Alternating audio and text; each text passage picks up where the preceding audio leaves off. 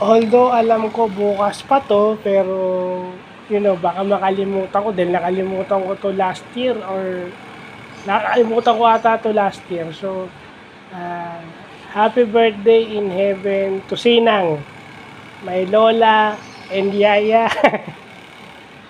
Na you know, alam ko naman yung halaga mo sa buhay mo.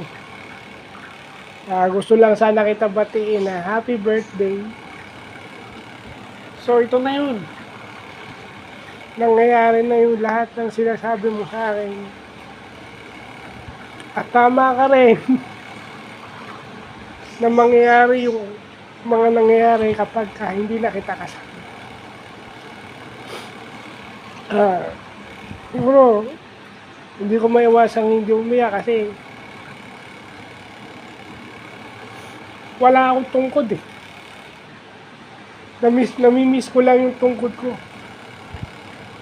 Uuwi ako sa bahay na wala akong ibang poproblemahin kundi mag-aral, pumasa, at nung nagtatrabaho ko, first 2 years ko sa trabaho, wala akong iintindihin, kundi intindihin, mag-focus sa trabaho.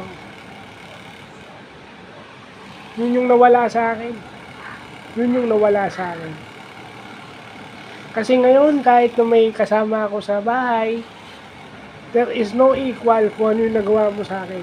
Akala kasi nila yung ganyan, pero iba yung nagawa mo. Iba na, kung alam mo lang. So, gusto ko lang sabihin na I love you. Sana masaya ka na sa piling ni Lord.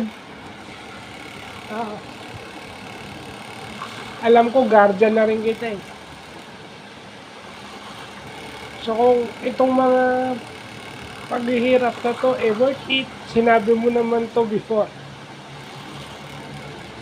Ito yung sinasabi mo na darating yung araw, maiintindihan mo kung bakit ka nag-aral at matutulungan mo yung mga katulad mo. So, ito na yun.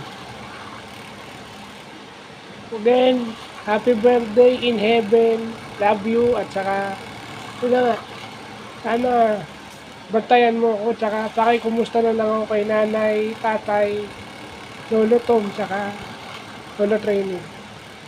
Yun lang po.